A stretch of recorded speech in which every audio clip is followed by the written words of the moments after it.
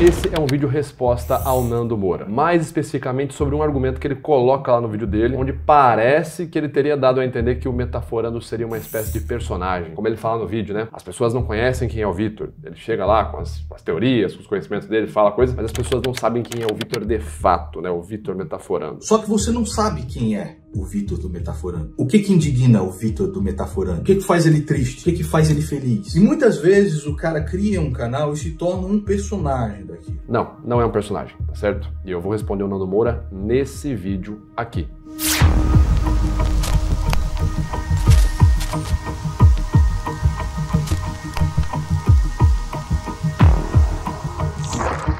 Fala aí pessoal, beleza? Aqui quem fala é o Vitor Santos, eu sou especialista em comunicação e comportamento não verbal e você está no canal Metaforando, o maior canal de linguagem corporal do mundo. Esse é um vídeo bem diferente, tá certo? Eu não costumo fazer esse tipo de vídeo, tem apenas um esboço do que eu gostaria de falar, eu pontuei algumas coisas.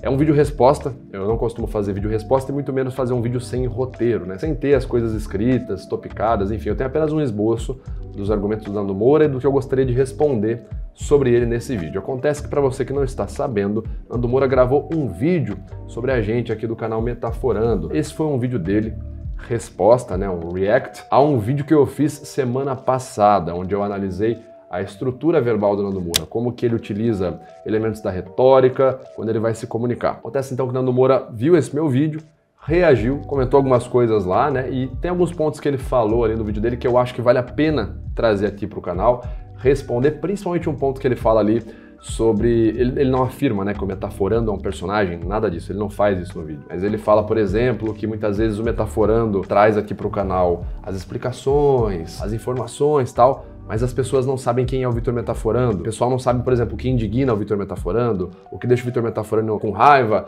o que motiva ele, quem é o Vitor Metaforando, né? Mais ou menos ele fala, né, como se a pessoa que vem pra internet acabasse virando um personagem. Ele não diz que eu sou um personagem, mas ele diz que isso acontece. A pessoa vem pra internet, fala de uma forma muitas vezes impostada e acaba ali virando um personagem. Isso acaba não passando muita realidade, muita verdade pra quem tá assistindo. Pois bem, eu gostaria de responder esse vídeo aqui do Nando Moura, então, tá certo? Já agradecendo aí de antemão o Nando por ter feito o react, tá certo?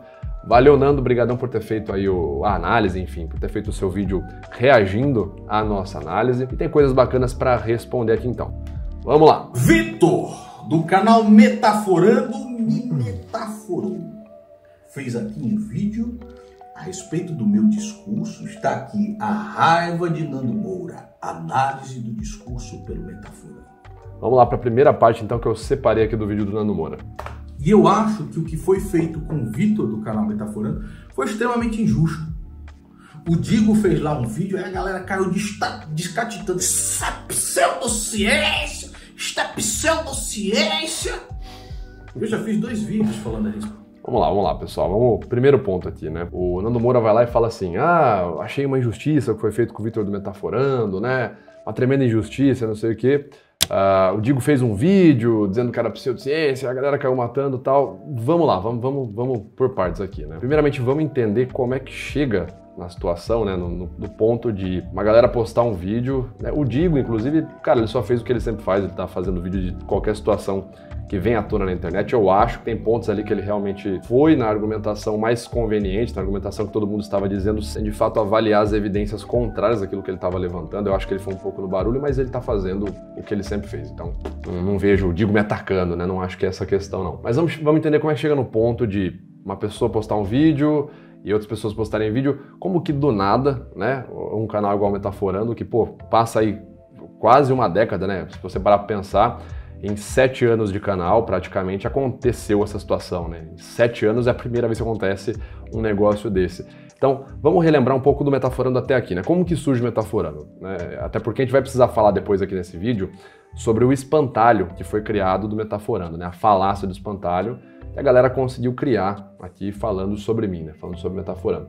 O que a gente precisa lembrar inicialmente, né? O que me motivou a criar o canal Metaforando? Eu fui motivado a estudar linguagem corporal num primeiro momento, não foi para vender curso, não foi para passar em entrevista de emprego, para ser o cara ali que ia ser um termo que era muito comum na minha época, né? Para ser o pegador, enfim, não foi nada disso. No primeiro momento, o Metaforando foi criado para lidar, né, para eu lidar com problemas de confiança que eu tinha nas pessoas, né? Uma história que eu já contei várias vezes aqui na internet, já contei em entrevistas também na TV. Eu tive uma situação ali no final da minha adolescência, no começo da minha juventude, ali para os 15 anos de idade, 16 anos de idade mais ou menos. Meus pais se separaram, né? Passei por um processo em casa bem complicado, então tinha uma situação onde o meu pai tentava colocar eu, meu irmão, contra minha mãe, então vinha contando mentiras sobre minha mãe. Minha mãe, em contrapartida, fazia a mesma coisa, então ela vinha contando mentiras sobre meu pai pra gente, e ficava aquele fogo trocado dentro de casa, no qual muitas vezes eu não sabia quem é que estava falando a verdade, eu não sabia em quem confiar, meu irmão era mais novo que eu, ficava mais perdido no meio disso tudo. Meio que nessa época eu acabei virando meio que um pai pro meu irmão, né? Eu acabei desenvolvendo uma figura de proteção ali pro meu irmão. Então a linguagem corporal na minha vida ela vai surgir nesse momento mais para eu saber lidar com quem tá falando comigo, né? Como que as pessoas estão ali tentando me manipular em casa. Comecei a ter muita briga em casa, comecei a ver muita situação negativa dentro de casa, comecei a sair de casa, né? Comecei a ficar mais tempo fora de casa, não gostava de ir para casa, porque eu não sabia quem que tava falando a verdade, quem que tava mentindo. Tinha essas situações de briga constantes dentro de casa. Ao passo que eu também não queria deixar meu irmão sozinho, porque eu não queria que ele caísse no envenenamento nem do meu pai nem da minha mãe, e eu acabava passando mais tempo no colégio, né? Acabava ficando no colégio até mais tarde, mesmo quando não precisava. Eu ficava ali fazendo aulas extras, né? Se tinha, por exemplo, educação física, geralmente era umas 2h30, 3 horas da tarde. Ao invés de eu ir embora para casa e voltar para educação física, eu já ficava direto, então tinha essa questão de querer também ficar longe de casa. E nesse meio tempo, né, coincidentemente na mesma época, no mesmo ano que meus pais se separaram, inclusive, eu comecei a me aproximar de uma garota da sala de aula ali e tal, comecei a conversar com ela, nutri um romance ali por ela, um amor platônico. E crente que ela também estava ali nutrindo esse romance para comigo, né, tá certo? Só que sem que eu soubesse, né, essa garota da minha sala e as outras pessoas da minha sala meio que começaram a montar um joguinho entre eles, né? Então, tipo assim, eles trocaram ideia com essa menina, meio que combinaram com ela, dela dar corda pra mim, dela, tipo assim, vai conversando com o Vitor, né? Vai dando esperança pra ele. E eu, obviamente, né, tinha essa situação em casa, não queria ficar em casa. Ficava na escola, tava super desesperado também, né? E era moleque também, ali, 15 anos de idade, não tinha uma maturidade emocional pra lidar com a situação. Acabei jogando ali muita, né, botando muita confiança naquela menina, tipo, nossa, ela era linda, maravilhosa, meu Deus, é com ela que eu converso sobre meus problemas de casa e tal, só que eu não sabia que ela já estava ali meio que macumunada, vamos dizer assim, com o pessoal da sala de aula. Pois muito bem, eis que chega perto do meu aniversário e essa menina da sala sugere, né, essa minha amiga, que eu era apaixonadinho. Vitor, por que você não faz, então, uma festa de aniversário na sua casa? Faz uma festa lá, pô, a turma da sala vai gostar, tem piscina na sua casa, pô, vai ser legal, não sei o quê. Eu falei, poxa, tá aí, cara, uma ideia bacana, né? Realmente, né? E se a menina que eu tô gostando tá falando, pô, quem sou eu pra dizer não, né? Aí eu vou lá, então, marco essa festa de aniversário, né? Chega lá no horário da festa, vem o pessoal da sala, vem todo mundo. Eu tô lá esperando e nada de chegar aquela menina que eu convidei, né? Justamente a que deu a ideia, aquela que eu tava conversando na sala de aula, que eu estava apaixonado, porque eu tinha certeza, né? Tinha até falado pra um outro colega próximo. Hoje eu vou falar pra ela que eu gosto dela, não sei o quê. Aquela bem coisa de desenho, aquela coisa bem clichêzaça mesmo, sabe? Aí que a menina chega lá umas 2 horas atrasadas, mais ou menos, ali 1 hora, 2 horas atrasadas do horário da festa. E um detalhe importante, antes de ir pra festa, ela tinha falado na sala de aula, posso levar uma amiga? Eu falei, claro, pode levar, leva quem você quiser. Só que então ela chegou atrasada, né, 2 horas atrasadas e com um amigo, com um cara. Ela passou ali o resto da festa no banheiro com aquele cara, né, enfim. Obviamente foi um dia que eu fiquei bem triste, bem chateado, bem incomodado, me senti bem feito de idiota. Na sala de aula, nos dias que se seguiram naquele ano, né, o pessoal da sala ficou tirando sarro, eles e essa menina que fizeram essa brincadeira, né, essa pegadinha comigo, ficaram tirando sarro. E aí eu criei meio que essa ideia, falei, poxa, em casa tem uma situação complicada onde eu não sei muito bem quem é que eu vou confiar, né? Na escola tem essa situação complicada que eu também não sei muito bem quem que eu vou confiar. Aí eu parei e falei, cara, eu preciso entender mais sobre o comportamento humano, mais especificamente eu preciso entender mais sobre pessoas, né? Eu preciso ter uma noção melhor sobre emoções, eu preciso saber, por exemplo, se as pessoas que estão conversando comigo têm uma intenção emocional positiva comigo, né? Não é saber o que elas estão pensando, assim, até no meu momento mais inicial da linguagem corporal, eu já achava que não era possível saber o que alguém pensa, né? Mas enfim, e eu só reforcei isso ao longo dos anos, eu só falei isso ao longo dos anos, que não é possível saber o que ninguém pensa pela linguagem corporal, por uma expressão facial, enfim. Se você fala que não, metaforando é o cara que fala, que pela expressão facial sabe o que a pessoa está pensando, saiba que você conhece, essa pessoa que você ataca é o metaforando espantalho. Não é o metaforando dos vídeos, aqui não sou eu, né, obviamente. Mas foi isso que me motivou a começar a estudar o comportamento humano, porque eu lembro que eu me senti muito mal. Falei, cara, na minha própria família, tem pessoas que eu não consigo confiar. Na escola, né, que era o meu ambiente social, tem pessoas que eu não consigo confiar, fizeram uma situação dessa comigo. Eu não quero que ninguém nunca mais passe por isso, né? Tanto que tudo que eu aprendi, eu também faço sempre questão de ensinar para as pessoas mais próximas, né, para meu irmão, por exemplo, para minha esposa, para as pessoas não passarem por esse tipo de situação, por esse tipo de humilhação, de ser enganado, ou de não saber em quem confiar numa pessoa da sua família, ou até mesmo de não saber como conversar. Eu lembro que eu não sabia expor os meus sentimentos. Quando eu ficava muito incomodado com a situação em casa, com meu pai e com minha mãe, eu não conseguia virar para meu pai e minha mãe e falar, olha, isso aqui tá me fazendo mal por causa disso, disso, disso. Ou eu me calava muito, ou eu simplesmente saía de casa chutando as coisas, esmurrando as coisas, até nessa mesma época que eu comecei a praticar artes marciais, que me ajudou muito, muito, muito, muito. E aí, fazendo todas essas formações, todos esses cursos, comecei o Metaforando ali em 2016, finalzinho de 2016, paralelo ao curso de psicologia que eu estava fazendo, curso superior de psicologia. Então a ideia, na verdade, do Metaforando, primeiramente, eram duas ideias. A primeira era, o que eu via de linguagem corporal sendo comentada na internet era uma coisa muito caótica, né? As pessoas colocavam ali quem estava na época na internet, eu não vou lembrar o nome de alguns canais, tinha o Ventura na época já também, mas eu vi umas coisas assim, o pessoal tratava a linguagem corporal como se fosse um truque de mágica, sabe? Olha, fulano fez isso, fez um gesto com a mão, e desse gesto você consegue traduzir o pensamento da pessoa, toda a história de vida dela com base num gesto, com base na forma que ela se vestiu, com base na expressão que ela fez, você já sabe todo o estilo de vida dela, tal. E quando eu comecei a estudar, né, hoje já tem aí pelo menos mais de 10 anos, eu comecei a estudar em 2009, então já tem aí mais de 10 anos que eu comecei a estudar, eu via muita coisa errada associada à linguagem corporal, né? Falavam o que na verdade não tinha evidência científica mesmo. E a gente vai falar daqui a pouco sobre isso, né, de pseudociência, porque que a linguagem corporal não é uma ciência exata, tá certo? Mas ainda assim é uma ciência, é uma disciplina que possui evidências científicas, ao mesmo tempo que possui a linguagem corporal como campo de pesquisa, possui sim conteúdo pseudocientífico, e não é novidade, eu já falei isso várias vezes na internet. Se você pegar minha primeira entrevista com o Danilo Gentili em 2018, se eu não me engano, eu falo algo como, então, dentro da linguagem corporal tem muita pseudociência. Eu falo algo assim, tá? Deixo para os meus editores pesquisarem isso daí. Mas não é de hoje também que eu falo isso. Mas quando eu comecei Metaforando foi, primeiro, para poder fazer essas correções do que eu via, sendo tratada a linguagem corporal de forma mística, ao invés de ser tratada de forma séria. E o segundo ponto foi para realmente conseguir ajudar com que ninguém passasse pelo que eu passei. Eu não queria que ninguém passasse pela sensação de humilhação, de ser enganado dentro e fora de casa, pela impotência de não saber lidar com uma situação de você ser manipulado e pela dificuldade de lidar com os próprios sentimentos. Eu não queria que as pessoas ficassem sem saber como se comunicar emocionalmente, né, dizer o que elas estavam sentindo, e nem como se controlar emocionalmente, né? Eu lembro que quando eu era descontrolado, eu só gritava, ficava com raiva, saía de casa, eu falava, cara, comportamento não verbal, quando a pessoa aprende a controlar, ela consegue também lidar com as próprias emoções. Então, esses foram meus dois focos de motivo principal, né, no começo do Metaforando, que sempre me guiaram até hoje. Corrigir comentários equivocados. Quando eu falo equivocados, é equivocados porque o Vitor não gosta desse comentário, não, equivocados é porque eles não estão alinhados com as pesquisas, ou primeiramente, né, com a ideia provida das ciências naturais, das ciências biológicas, que é inclusive a visão mais aceita na pesquisa emocional hoje, no campo científico, com o que as pessoas estavam falando. Então, sempre que eu via algo divergir muito, tá certo? Da teoria dos afetos e das pistas universais dos afetos, né, que é a teoria mais aceita. Você pode chorar, você pode vir aqui espernear, gritar, ficar bravo comigo, é a teoria mais aceita, né? A teoria de que os afetos humanos, eles possuem pistas comportamentais que são universais e são observáveis superficialmente. Enfim, eu quis, então, nesse começo fazer isso, né? Ajudar as pessoas nesse sentido a não sentir passar pelo que eu passei e corrigir pequenos equívocos ali que eram comentados. Bom, isso aí foi o começo do Metaforando, né?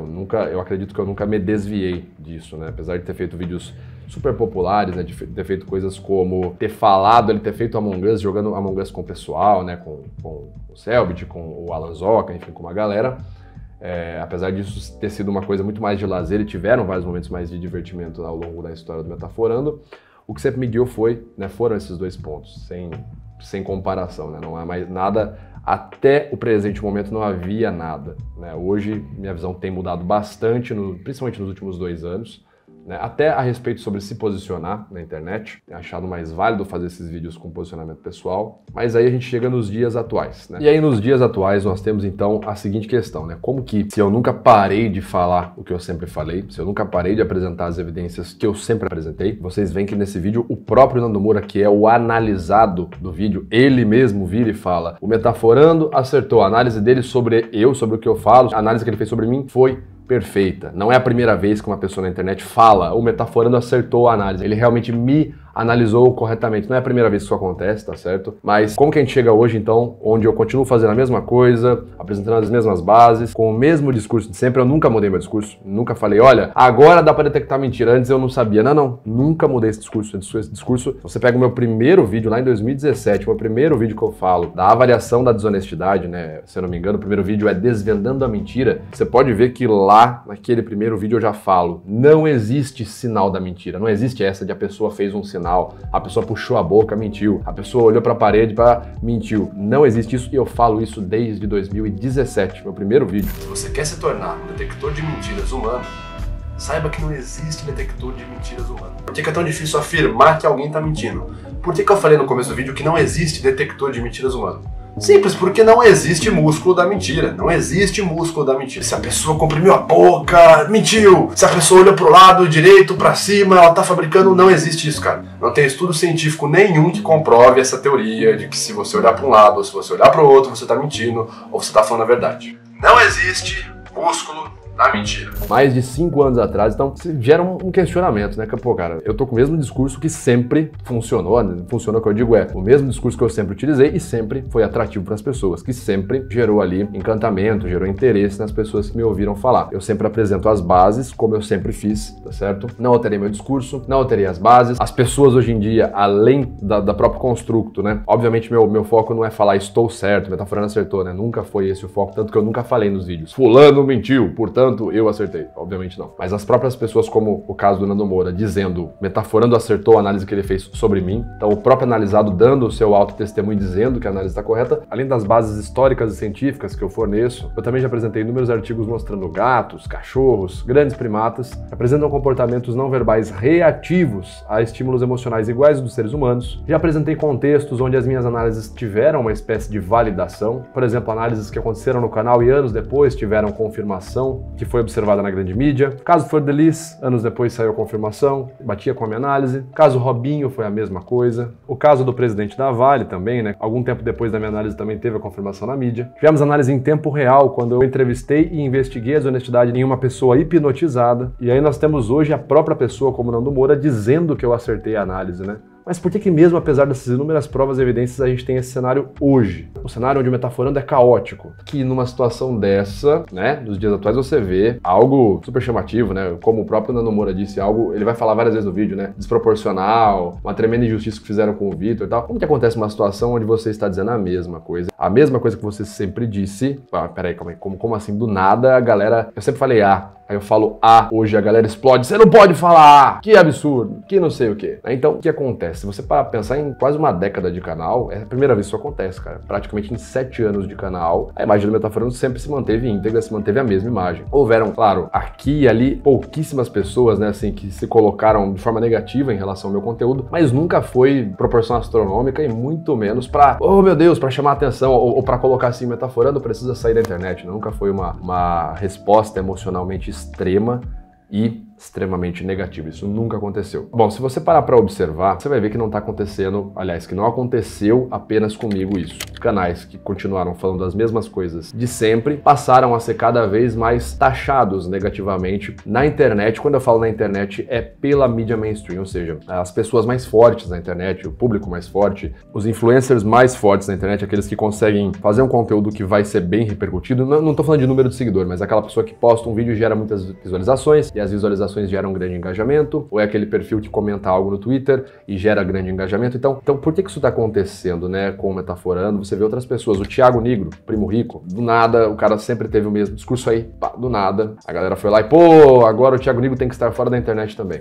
Quer ver um outro, cara? Amigo meu, o Thiago Braga, também, né? Agora começou a ser taxado de revisionista histórico. Tem vários aí que ao longo dos últimos tempos passaram a ser taxados negativamente. O próprio Nando Moura passou por isso também, né? Passou a ser cada vez mais taxado negativamente. E qual que é a grande questão, né, cara? Eu não quero entrar num assunto aqui de discutir política, tá? Eu não quero falar de política, muito menos fazer um debate qualitativo, se determinado governo de determinada orientação é melhor ou pior. Eu não quero entrar nesse assunto, eu quero falar de fenômenos, tá certo? Fenômeno é aquilo que ocorre, e a gente vai entender o porquê um fenômeno ocorre, aí isso é uma outra seara, tá certo? É um outro campo de estudo. A gente pode falar que o fenômeno ocorre e apontar ele, como eu estou dizendo para vocês, né? O que aconteceu comigo, aconteceu com vários outros. Paulo Musi, né? O Paulo Musi eu conheço há muito tempo. Isso aí, eu via o Paulo Musi na época que eu assistia os vídeos do Fernando Sardinha, isso lá para 2015. Há muito tempo atrás. Então, assim, o Paulo Musi do nada virou ali o coach de anabolizante, né? O coach motivacional, médico, aí passaram a chamar o cara de corno, né? Então, o que aconteceu com essa galera que tinha o mesmo discurso, passou a fazer as mesmas coisas e passou a ser taxada negativamente? O que acontece é que hoje, tá? Isso é uma leitura que não é exclusivamente minha, tá certo? A leitura que é feita e é entregue por pessoas que trabalham na área da pesquisa política, por pessoas que trabalham na área da comunicação na internet, é que hoje a gente vive de fato o que ficou conhecido e propagado pela cultura mainstream como a cultura woke, os despertos, aqueles que despertaram, as pessoas que estão despertas em desconstrução, tá certo? E realmente, hoje, se você não tem um conteúdo que está, você criador de conteúdo, você produtor, influencer, você não tem um conteúdo que está com o discurso alinhado, tá? Isso é um fenômeno, eu não tô falando se isso é bom ou se isso é ruim. Claro que isso é ruim para quem é produtor de conteúdo como eu, né? Mas é um fenômeno. Se você não tem o seu discurso alinhado com o que está sendo divulgado e vendido pela cultura mainstream, pela cultura woke, você automaticamente vai ser taxado negativamente. Você não pode ser grande em questão de audiência se você não estiver o seu discurso alinhado com o que está em voga pela mídia, pela cultura woke. Então, você consegue fazer esse exercício e você pode fazer isso agora com as pessoas que você mesmo segue, tá certo? Pare para pensar no último ano, tá certo? Observe aí a situação de maio ou junho de 2022 até agora, junho, julho de 2023. Faça uma avaliação de quantos perfis que você conhecia, que do nada, pessoas que você conhecia, que tinham uma imagem positiva, tinham uma imagem de respeito, que do nada foram ali canceladas na internet. E assim, canceladas como sendo o motivo do porquê o Brasil está errado. Essas pessoas têm que sair da internet. Consegue falar, eu nunca me envolvi em política, obviamente não, nunca me envolvi em treta, nunca fui de entrar em treta, de ficar arranjando problema, nunca fui de ficar colocando opiniões ácidas, atacando ninguém na internet, nunca fiz isso. Do nada, metaforando o motivo do porquê o Brasil não dá certo. O cara que fomenta ódio, pra vender curso, etc e tal. Deixando claro, tá? Eu não tô dizendo que eu concordo com todas as pessoas que estão aqui, nem com o argumento dessas pessoas. Eu estou colocando o seguinte, essas pessoas trazem seus argumentos, mas até então, elas sempre trouxeram os mesmos argumentos e nunca tinham sido canceladas. O mesmo conteúdo de sempre. O Império AD, né, o Brasão de Armas, sempre fez um conteúdo íntegro, sempre a imagem dele ali íntegra. Aí do nada, passou a ter vários reacts dos canais de esquerda, taxando ele como revisionista histórico. Nando Moura, mesma coisa. Flow Podcast foi taxado ali de ser pró-bolsominion, né? Enfim. Tantos e tantos outros aí que você consegue ver que aconteceu esse mesmo processo. Você consegue ver isso na gringa também, pelo amor de Deus. Você tem ali o Chris Pratt, que fez o Star-Lord do Guardiões da Galáxia. O cara sempre foi visto como um ator, um dos mais carismáticos, perfeito, tal. O que aconteceu com ele, então? Que é o que eu vejo que acontece com a gente. Eu, Nando Moura, Thiago Braga, o Igor do Flow Podcast. É como que a gente hoje é taxado negativamente. Tem tudo a ver com o Chris Pratt. Inclusive, se você já se cansou desse tipo de conteúdo woke que tá na internet, do conteúdo geralmente inútil, que não agrega nada na vida das pessoas, um conteúdo que inclusive não mostra nada de virtude e muito menos acrescenta algo para a inteligência das pessoas, você pode ajudar que produtores de conteúdo como eu, como o Nando Moura, como o Thiago Braga do Brasão de Armas, continuem produzindo conteúdos úteis, conteúdos que passem por uma pesquisa primeiro, conteúdos que sejam elaborados para ajudar a sua vida aqui na plataforma do YouTube. E a melhor forma de fazer isso é se tornando membro desses canais. Se você já é membro então do Brasão de Armas, do Império AD, do Nando Moura, torne-se agora também um membro aqui do canal Metaforando, para continuar estimulando que conteúdos que são feitos com base em pesquisa e com base na verdade continuem sendo produzidos, tá certo? Torne-se então aqui membro do canal Metaforando e ajude-nos a continuar com a produção dos vídeos. A partir do momento que mudou o governo vigente, novamente, mudou o governo e agora ficou ruim. Não é isso que eu estou dizendo. Eu estou acusando fenômenos, tá certo? Estou falando sobre fenômenos. Cara, e é engraçado, tudo que aconteceu no Metaforando de ter sido cancelado, qualquer cancelamento, isso é pontual, cara. Isso é de novembro, os cancelamentos do Metaforando eles são de novembro do ano passado pra cá. Isso é pontual. Foi pós a eleição, tá certo? E após um governo de esquerda, né, um líder de esquerda ter ganho no Brasil. Como eu falei, se é bom ou é ruim, eu não vou falar de política, não vou falar se é bom ou ruim na política, eu vou falar do fenômeno. Foi somente após trocar a orientação do líder do Brasil, né, para um governo de esquerda, que basicamente canais, figuras públicas, produtores de conteúdo que têm um produto ou que têm um discurso que não se alinha com aquele líder político de esquerda que está no poder, foi basicamente pontual após isso que essas pessoas passaram a ser perseguidas numa espécie de caça às bruxas. Cara, isso é pontual. O Metaforando começa ali em 2016, então a gente está falando do Temer. É o Temer que está no Brasil governando. Aí depois tem o governo Bolsonaro. Tô falando se o governo é bom ou se o governo é ruim. Novamente estou falando de fenômenos, né? A partir do momento que troca para o governo Lula, acontece uma caça às bruxas comigo, com outros influencers, absurda. E tem tudo a ver com a fala do Chris Pratt, né? O que aconteceu? O Chris Pratt, alguns anos atrás, o ator, em dado momento ele vai fazer um discurso de premiação, e ele vai falar que ele é cristão. Ele faz ali, então, um discurso público num local de destaque, né, onde ele está ali com muitas pessoas assistindo ele, e ele, então, vai falar, vai agradecer a família, vai agradecer a Deus acima de tudo, que é o nosso dever sempre colocar, dar glória a Deus acima de todas as outras coisas. Quando ele faz esse agradecimento a Deus e diz que ele é cristão, aquele momento pra frente acabou, cara. Ali a galera começa a xingar ele, começa a atacar ele. No Twitter, ele é eleito no ano, né, naquele ano que ele se assume cristão, como o pior Chris do Twitter, o Chris que deveria ser banido do Twitter. As pessoas então passam a cancelar ele, chamando-no de homofóbico e por aí vai. Porque o discurso dele, um discurso cristão, de valores cristãos, né, de valores que são ali da fé cristã, né, como por exemplo a igualdade. A igualdade é um valor, originalmente um valor cristão, né? Antes do argumento cristão, que todos os homens são iguais perante a Deus, você não vai ter nenhum argumento assim filosoficamente falando, você não vai ter nem Aristóteles, Platão você não vai ter, né? Enfim, mesmo Platão ali, no conceito dele de democracia, ele vai deixar claro que a democracia são para os gregos, né?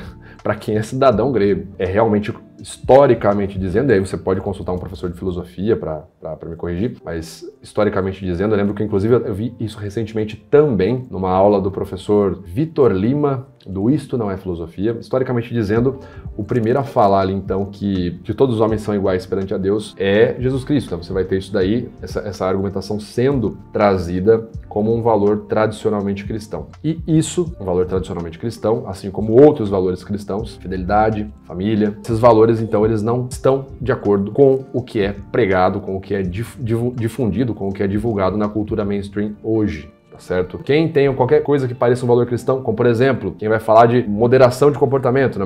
O Metaforando vai falar muito isso. Eu vou falar várias vezes sobre você ter autocontrole. Eu falo em vários vídeos que se você viu uma situação e você se emocionou, talvez você esteja errado. Você não pode se levar pela sua emoção, não é porque você se emocionou muito com uma situação que aquela pessoa está dizendo a verdade, ou que ela de fato é uma vítima, né? Que você tem que comprar a ideia dela só porque ela está ali chorando. Não, eu vou te falar para ir com moderação. Então eu vou falar, por exemplo, sobre a virtude da moderação, que é uma virtude. Isso já não faz muito sentido com o que é pregado pela cultura woke, pela cultura mainstream, né, que é o sentimentalismo exacerbado, conforme é falado ali pelo Theodore Dalrymple, pelo Anthony Daniels, no livro Podres de Mimados. Cultura woke vai falar o extremo contrário. Poxa vida, não, é o contrário, se eu estou emocionado, é o que importa mais, você não pode descredibilizar uma vítima, se ela chorou, se ela berrou, disse que é vítima, né, a vítima pode mentir. Isso sou eu que estou dizendo e é uma verdade, né, de fato. A vítima pode manipular, enfim, a pessoa pode se colocar como vítima sem ser uma de fato. Percebem como o meu discurso ele já não está em conluio com o que está em alta na mídia agora, o que está em alta nos atuais governos do mundo, né? O Brasil se orienta muito pelo que está em alta nos governos norte-americanos, por exemplo. Tanto que quando o Biden ganhou nos Estados Unidos, eu falei, assim, mais de um ano antes, eu falei, o Lula ganha no Brasil. Não ganha. O Lula ganha no Brasil, cara. O Biden ganhou, o Lula ganha. Mas certeza absoluta, não há o que falar.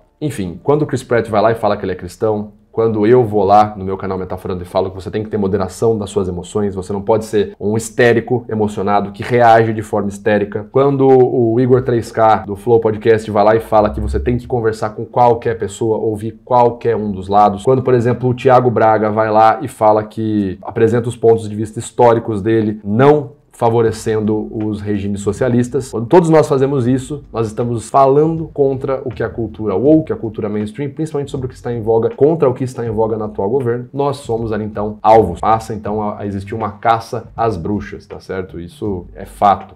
É fato por quê? Isso aconteceu ao longo da história, né? Ao longo da história, em várias épocas, você consegue observar isso. Um grande exemplo disso foi Sócrates, o patrono da filosofia. Sócrates era considerado o mais sábio dos gregos, segundo o oráculo de Delfos. Acontece que ele conversava e inquiria, questionava várias das pessoas da cidade para ver se de fato ele era o mais sábio. E esses questionamentos do Sócrates iam desde valores e virtudes e princípios, como por exemplo a justiça, até mesmo questões religiosas, como por exemplo as práticas religiosas de Atenas. Sócrates, então, não concordava com o discurso na época, né? Não era mais um repete que ficava lá repetindo o discursinho conveniente para ganhar a simpatia das pessoas que estavam no poder, das pessoas que tinham o domínio da cultura mainstream da época. Conclusão, ele foi acusado ali por quem estava no poder por duas coisas, né? De ser ateu e de corromper a juventude. Corromper a juventude era o quê? Sócrates, então, ensinava, por meio de questionamentos, por meio da dialética, virtudes para os seus jovens seguidores. Por exemplo, em vez de pregar o vitimismo, ele falava que você deveria investigar tudo, até as suas próprias emoções. E a acusação de ser ateu é que basicamente ele não concordava com as práticas politeístas, né, dos deuses da cidade de Atenas, como nos lembra muito bem Guilherme Freire nas suas lives. E como Sócrates não concordou com o discurso da época dele e começou a incomodar muita gente, o pessoal criou ali um tipo de discurso como se ele fosse um perigo para a juventude, estivesse corrompendo a juventude, ou fosse um perigo para os deuses da cidade ali, né, por ser ateu, entre aspas, mas na verdade isso aí era tudo uma desculpinha, o que eles queriam mesmo era acabar com ele, né? Queriam tirar ele da jogada porque ele estava incomodando muito, fazendo muita pergunta, e o principal, ele estava tirando o foco do pensamento dominante da época. Ele era uma figura de respeito, uma figura que tinha vários seguidores, mas ele não concordava e não idolatrava o pensamento da época e as figuras políticas da época. Conclusão, foi perseguido aí, né? Então a gente vê isso acontecendo desde sempre. Se você é uma figura pública bastante conhecida e seu discurso não está alinhado com o discurso dominante, né, com o que está em voga no atual momento, na política e na mídia em geral, se prepare para ser caçado, né, para ter um alvo aí pintado nas costas. A menos que você baixe a cabeça e se venda para o discurso mainstream. E um outro ponto curioso, só respondendo essa fala do Nando Moura, né, quando ele disse que nunca entendeu a tremenda injustiça que fizeram com o Metaforando, né, nunca entendeu a rage pra cima do Metaforando, tem outro ponto também, né, cara? Foi a primeira vez que isso aconteceu com o Metaforando, né? Então, assim, é a primeira vez que vem uma avalanche. Obviamente, tem eu ali que não me encaixo nem um pouco na figura mainstream, né? Eu sou casado, tenho filha, né? Então, eu prezo por valores familiares, sou heterossexual, sou uma pessoa que prioriza pela moderação dos comportamentos, em vez de viver a vida de forma desregrada fazendo o que você quiser. Isso não é liberdade, né? Isso é ser escravo dos seus prazeres, isso é se orientar pelo hedonismo puro, não é ser livre, mas nem a pau, nem aqui nem na China. Então, quando acontece uma situação dessa pela primeira vez e eu sou esse alvo que tá na reta, claro que eu vou me lascar, né? E tem aquela coisa também, né? A galera que bateu em mim, quase que invariavelmente, em sua maioria, são figuras que comentam muito sobre a política no dia a dia, né? Então você tem essa galerinha aí, pô, perfis de Twitter na internet que comentam toda hora sobre política, proto-comediantes que mais fazem militância política ao invés de fazer piada, influencers que vendem, vomitam ideologia política ao invés de entregar um conteúdo de qualidade, enfim. Essa galera, quase que invariavelmente, foi quem realmente bateu em mim no momento ali. E essa é a mesma galera que geralmente cresce, ganha muita view, muito like, muito engajamento quando é ano de eleição. Pode perceber. Nos anos seguintes, né? Então é uma galera que tem um engajamento muito alto, uma vez a cada 4 anos. Nos anos seguintes eles precisam ter assunto, eles precisam continuar fazendo o negócio girar, fazendo a coisa acontecer, tá certo? Eles precisam ter assunto. E aí o que acontece? Bolsonaro, evidentemente, já caiu por terra, tá certo? Então o cara tá batendo no Bolsonaro, e o Bolsonaro sai fora, o cara fala, meu, eu preciso continuar com esse conteúdo. Quem que eu consigo olhar na internet que é grande o suficiente que eu posso tentar associar com o Bolsonaro pra bater nesse espantalho também? Aí o cara começa a ver, fulano não, porque o fulano vem com o discursinho rec e repete. O outro fulano também não, vem com o discursinho ali pronto de fábrica. Opa, Metaforando não, cara. Metaforando como que o cara é casado, o cara é pai, o cara traz toda essa narrativa de moderação de comportamentos, o cara fala pra você não se comportar de forma histérica, pimba, tá aí, ó. Não se comportar de forma histérica, nós vamos transformar em culpe a vítima. O cara não é, meu Deus, ele não é academics. Meu Deus, o Metaforando não é acadêmico, pronto, vamos falar que ele é negacionista. E aí vai toda uma série de desventuras, né?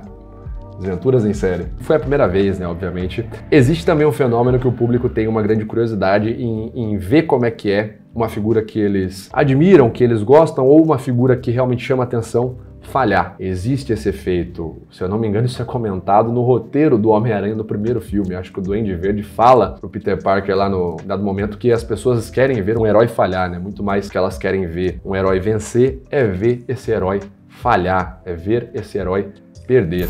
Mas tem algo que amo mais do que um herói. É ver um herói falhar, cair, morrer em ação. Isso, inclusive, é fenomenológico também. Você consegue ver, na década de 90, vinha se seguindo uma grande queda de número de vendas da HQ do Superman, né? E o Superman sempre foi a joia da coroa da DC. Superman e o Batman, né? E na década de 90 começou a ter uma queda de número, né? O pessoal já viu que o Super-Homem era fodão, que ele, porra, salvava todo mundo, que ele acabava com todo mundo, que ele era mais rápido, mais forte, super bem comportado, né? É o escoteiro da DC, é o super líder e tal. O pessoal, tá bom, ele já ganhou várias vezes. Aí eles fizeram o quê? Fizeram o HQ A Morte do Superman, que foi um estouro, foi um fenômeno nas vendas de HQ na década, né? Não se vendeu tanta HQ, né? Poucas conseguiram performar, pouquíssimas igual a HQ A Morte do Superman. Então existe esse fenômeno também, o público quer ver o seu herói falhar muito mais do que eles querem ver aquele herói que eles já conhecem vencer mais uma vez. Então também tem esse fenômeno, tentando explicar com uma explicação aqui multifacetada, o porquê, né, que o Nando Moura disse do espanto dele. Eu nunca entendi essa rage absurda metaforando, então tem várias explicações aí que podem fazer sentido, tá certo? Vitor, mas você não vai falar de artigo, né? O cara falou ali de pseudociência, o Nando Moura falou de pseudociência. Cara, eu já respondi os artigos que as pessoas trazem, né? Os artigos refutando microexpressão facial, ou o que quer que seja o conceito de microexpressão facial que eles trazem, né? Microexpressão facial, se não deu para detectar mentira, não funciona. Microexpressão facial não é utilizada para detectar mentira, né? Se você pegar qualquer pessoa séria, como por exemplo o doutor, né, PhD, doutor Rui Mateus aqui no Brasil, pelo amor de Deus, cara, psicólogo forense, né, um psicólogo, um perito jurídico, se você virar pra ele e falar assim, cara, você detecta expressão facial, mentira pra expressão facial, ele vai dar risada na tua cara, falar, meu Deus, o que você tá falando? Que absurdo você tá falando, cara. Então, qualquer pessoa séria sabe que isso é o básico, né? A expressão facial é um evento, é um fenômeno, é uma resposta psicofisiológica, é uma resposta afetiva que você tem, assim como qualquer outra resposta afetiva que você tenha, né? Quando você vê, por exemplo, quando você ouve um barulho muito grande, os seus ombros vão apresentar um tensionamento muscular, você vai secretar cortisol, vai secretar adrenalina, ou você vai apresentar um deslocamento de fluxo sanguíneo dos músculos grandes da parte superior do seu corpo para as coxas, porque você vai entrar no efeito de luta ou fuga. Junto com tudo isso, você vai diminuir a sua movimentação digestória, né? Vai apresentar a boca seca, enfim, e junto com tudo isso vai também ter aceleração dos batimentos cardíacos e junto com tudo isso, mais uma das inúmeras respostas que a gente apresenta quando tem uma emoção, vai ser uma contração de determinados músculos na face. E tudo isso que eu falei não tem nada a ver com mentira, isso é biológico, tá certo? Isso é etológico. Então, a galera traz um conceito que não tem nada a ver com a parada. E eu já respondi isso daí inúmeras vezes, gente. Eu já respondi isso inúmeras vezes. Eu já entrevistei o David Matsumoto, que é PhD em psicologia, trabalha há 40 anos no assunto.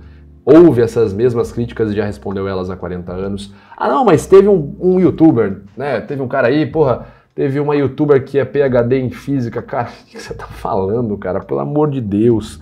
A pessoa trouxe uma evidência nova, não existem evidências novas. Quando a gente fala de proposição, qualquer matriz de pensamento que você, qualquer tese que você segue, ela tem uma raiz, né? Uma matriz de pensamento, ela tem uma raiz de pensamento. Você não é o Adão no primeiro dia da criação. Não, olha, eu descobri. Pelo amor de Deus, poxa vida, isso não é falado desde hoje, cara. Isso antecede o próprio Darwin, tá certo? Você vai ter ali os gregos, você vai ter, por exemplo, você vai ter Aristóteles falando do comportamento não verbal durante um discurso, durante um momento retórico para convencer as pessoas. Isso aí a gente está falando de mais de 3 mil anos atrás, tá certo? Você vai ter as observações etológicas de Darwin no século XIX, que vão falar sobre como que outros animais, quando se assustam, você tem vídeos, inúmeros vídeos que mostram um animal se assustando e ele faz o mesmo comportamento facial que a gente. Assim, trouxe evidência nova? Não trouxe, cara. Não trouxe evidência nova, coisa alguma, sabe? A evidência pode até não ser uma evidência que não existia, né? Obviamente pode ser uma evidência nova. O que eu quero dizer essa evidência nova, ela sustenta uma tese que já existe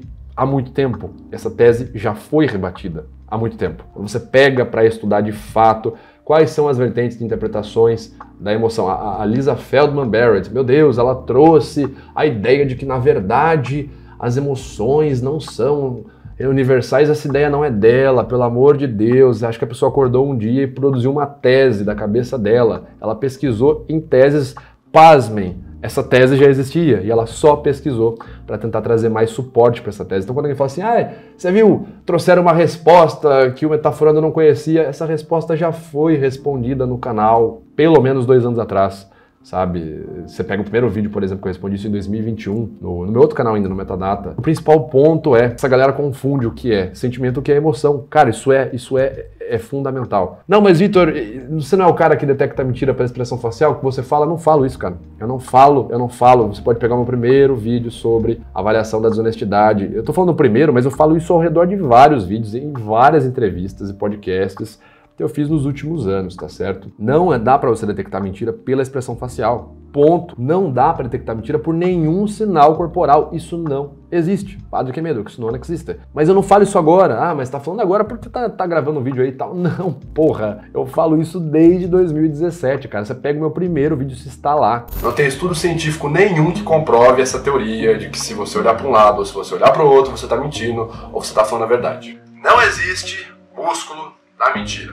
Pronto, tá grifado. Eu não mudei meu argumento. Então por que agora? Porque agora o meu argumento não é um argumento que faz sentido com o que está em voga na cultura mainstream, tá certo? E tem uma galera que precisa bater em qualquer coisa que se pareça com o Bolsonaro. Os caras olharam pra mim e falaram, mano, esse cara aqui dá pra gente criar uma associação de negacionista, de sei lá o que, de sei que lá, e é isso aí, cara. É isso aí. E quando você traz uma narrativa no momento em que a cultura mainstream, ou seja, o que a maioria está comprando, é contrário ao seu produto, ao produto que você está apresentando, obviamente que vai ter muita gente se revoltando com você, né? Você consegue ver a galera que cria essas notícias, essas páginas que criam, que repercutem esses perfis, o que você vê em um é o que você vai ver no outro, é o que você vai ver no outro, é o efeito da teoria do medalhão, conforme é descrito ali pelo Machado de Assis, né? O pseudo-intelectualismo. A pessoa nem leu, ela só reproduziu a parada. Ela nem parou para ver o negócio, né? A teoria do medalhão, que é um conto do Machado de Assis, vai falar sobre isso, né? Mais importante você parecer inteligente, parecer intelectual e repetir o que já está sendo falado nas rodinhas, né, naquilo que a mídia já está falando. Você não pode pensar ideias novas e muito menos analisar profundamente aquelas ideias que estão em voga. Você só precisa repetir. Isso está lá na teoria do medalhão,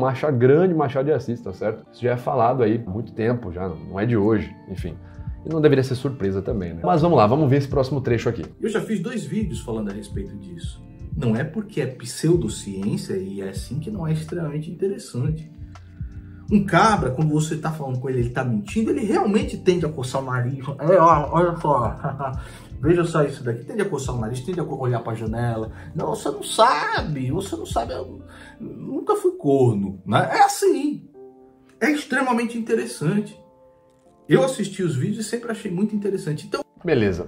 Bom, vamos lá. Então ele vai lá e fala, né? O Nomura fala, olha, sempre achei muito interessante, quando a pessoa tá mentindo, a pessoa vai fazer isso, fazer aquilo, né? A pessoa olhou pra lá, olhou pra cá, coçou o nariz e tal. Eu sempre achei muito interessante. O próprio Nomura tá testando, então, a visão de funcionalidade que ele vê, obviamente, comportamento não verbal. E aí tem só uma pequena correção, cara. Quando a gente vai lá e fala assim, pseudociência, é tudo aquilo que tenta se parecer com ciência, mas que não possui ou que não obtenha, né, não apresenta resultados que foram obtidos por meios científicos, né? Então eu viro para você e falo assim, cara, se você olhar para cima, porque a movimentação oculomotora, nós temos aqui pelo menos, né, 2 pares de músculos ao redor dos olhos, né, de 2 a 3 pares de músculos ao redor dos olhos que vão fazer uma movimentação. Se você olhar para cima, né, pode perceber para cima é uma região associada à imaginação e não sei o que lá. Tô tentando apresentar uma coisa de forma sistematizada para parecer mais inteligente. Mas se você perguntar, mas ô Vitor, onde você tirou isso daí? Eu falo, não, é uma doutrina milenar, né, foi passado na geração do meu pai de geração em geração. Tá, mas você testou esse negócio em outro lugar? Não, olha, pode confiar, eu já fiz isso várias vezes. Tá, mas você tem algum número que isso foi testado em algum lugar? Ou seja, eu apresento para você uma teoria sistematizada, né, parece super inteligente, mas eu cometo equívocos, na hora que eu falo, por exemplo, da área do cérebro, da musculatura, então eu cometo equívocos técnicos da disciplina de neuroanatomia, por exemplo, e eu não apresento uma evidência científica, eu apresento uma evidência anedótica. Olha, foi meu pai que me ensinou isso aqui, do pai dele que ensinou para ele, que ensinou do vô dele, ensinou pro meu vô, e isso eu aprendi. É uma evidência anedótica, né, cara? Ah, mas você já testou isso? Não, eu já fiz várias vezes, funcionou. Mas você tem um número registrado de outras pessoas que tentaram isso em outros lugares do mundo e obtiveram uma taxa de sucesso superior a 50%? Não, cara, confia que você vai conseguir. Evidência anedótica, né? Então, uma pseudociência é isso, né? Eu apresento uma evidência anedótica, eu apresento equívocos técnicos do que eu estou falando e eu tento colocar a coisa de uma forma sistematizada para parecer mais inteligente, né? Esses 3 pilares: sistematizado para parecer inteligente, equívocos técnicos da disciplina que eu estou apresentando e uma evidência anedótica. A linguagem corporal, pense a linguagem corporal como um campo geral, né, uma área de estudos, tá certo? Um campo geral de estudos. A linguagem corporal em si, tá certo? A linguagem corporal enquanto área de estudos, ela possui pseudociência. Ah, então quer dizer que se tem pseudociência ali, pode tacar fora, porque se tem pseudociência se tem um ingrediente de pseudociência, o conjunto completo é pseudocientífico, pode tacar no lixo, certo? Não é por aí. Eu vou dar um exemplo. Eu tenho amigos que são psicólogos e se você entrar em algum fórum na internet e pesquisar, por exemplo, psicologia é pseudociência ou psicanálise é pseudociência, você vai ver uma frase assim: o que ferra a psicologia ou o que atrapalha a psicologia é a pseudociência dentro da psicologia. Então dá pra virar e fazer essa mesma frase? Bom, se tem pseudociência dentro da psicologia, pode jogar a psicologia no lixo porque ela é completamente pseudocientífica. Não dá, né? O que a gente tem que compreender então? A linguagem corporal em si é um campo de estudo, né? Ela é o quê? Ela é ciência, ela é pseudociência? Ela é um campo de estudo, ou seja, é uma área onde vai se estudar algum objeto de estudo, tá certo? Eu vou me debruçar sobre sinais, gestos, tonalidade vocal, etc e tal. Linguagem corporal. Dentro dessa área, as pessoas vão aparecer com várias conclusões. Vai ter gente que vai te falar, olha, quando a gente sente medo, nossa voz fica momentaneamente mais aguda. Vai ter gente que vai apresentar essa conclusão dentro da área linguagem corporal. Vai ter gente que vai apresentar a conclusão, olha, sabia que se você coçar o nariz, a pessoa tá mentindo, ela coça o nariz? Vai ter gente que vai apresentar essa conclusão. A grande questão é, a linguagem corporal, ela é ciência, a pseudociência, ela é um campo de estudo. Dentro desse campo de estudo, irão aparecer pessoas com conclusões baseadas em pseudociência e pessoas com conclusões que foram obtidas a rigor científico, na metodologia científica. Resumidamente, é isso, né? Quando a gente fala de, por exemplo, microexpressão facial, né? A microexpressão facial é um tema, tá certo?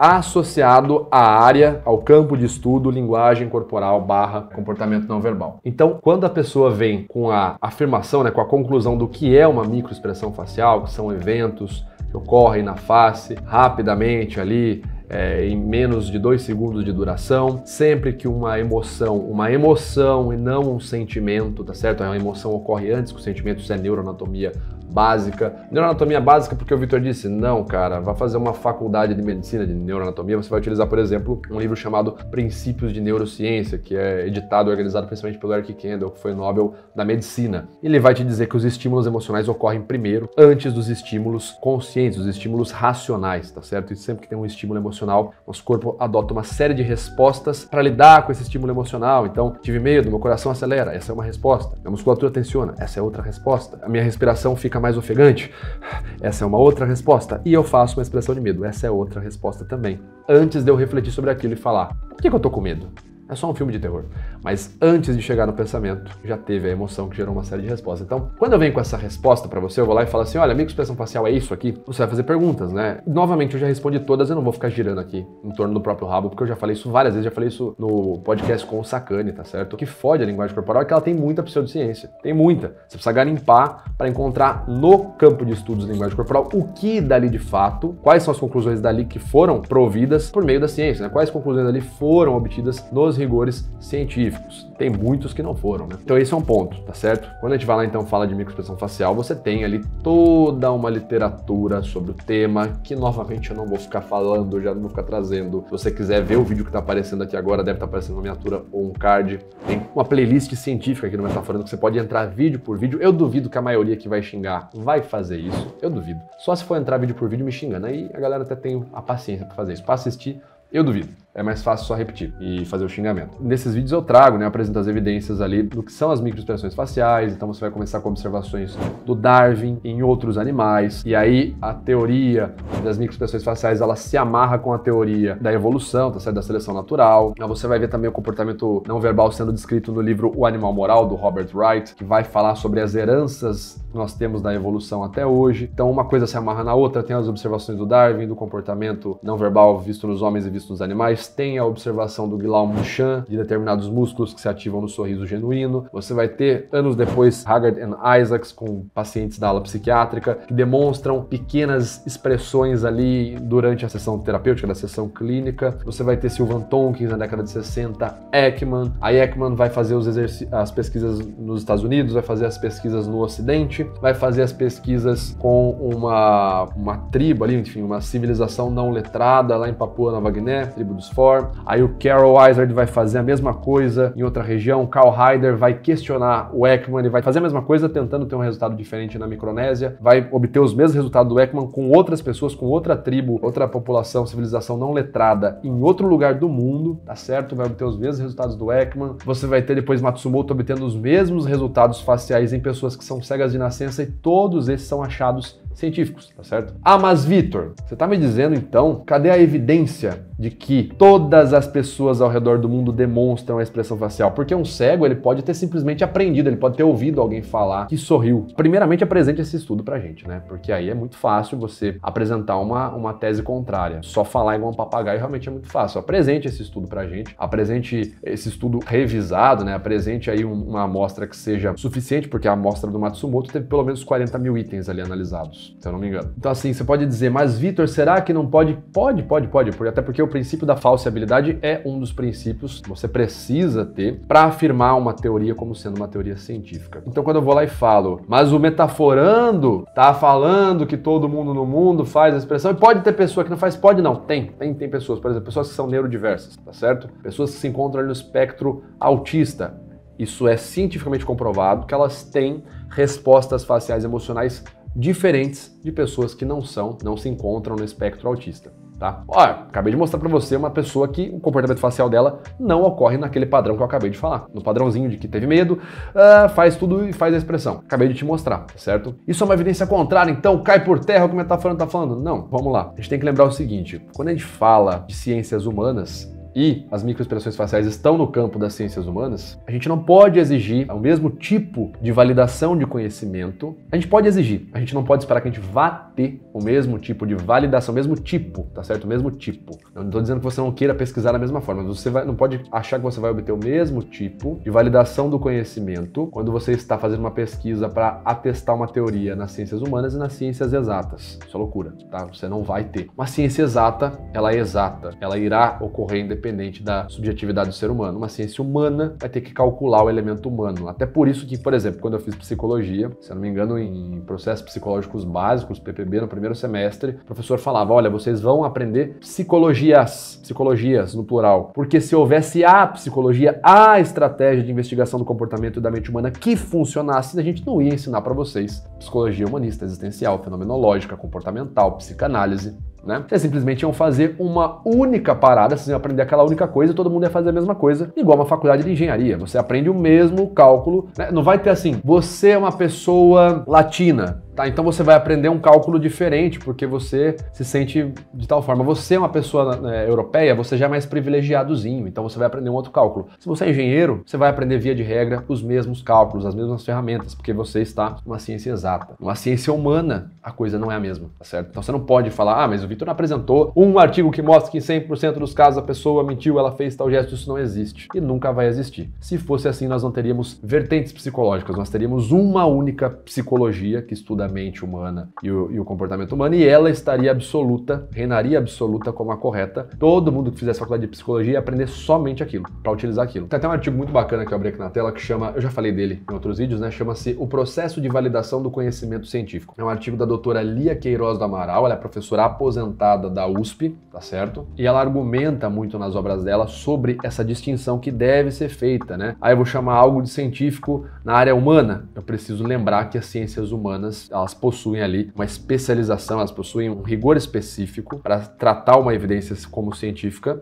e as ciências exatas vão possuir outro rigor, tá certo? Nas palavras dela, uma divisão essencial é a que existe entre as ciências exatas, as ciências biológicas e as ciências humanas, que partem de bases e conceitos diferentes. A ciência moderna se desvincula de conceitos filosóficos e define suas bases na matemática e na experimentação. Mas as humanidades mantêm um vínculo forte com a filosofia, que é, por exemplo, o caso da psicanálise, né? A doutora Lia Queiroz ainda diz o seguinte, ó, a revisão por pares não é necessária para se fazer ciência, mas a discussão entre pessoas que entendam dos assuntos é essencial para que o conhecimento possa avançar. O que você vê muitas vezes é uma pessoa que não estudou sobre o comportamento não verbal, não estudou sobre microexpressão facial, ela mistura um pouco do que ela já acha, do ranço que ela sente pelo metaforando. Parece que a pessoa só vai no Google e pesquisa assim, papers that prove that microexpressions are useless. sabe?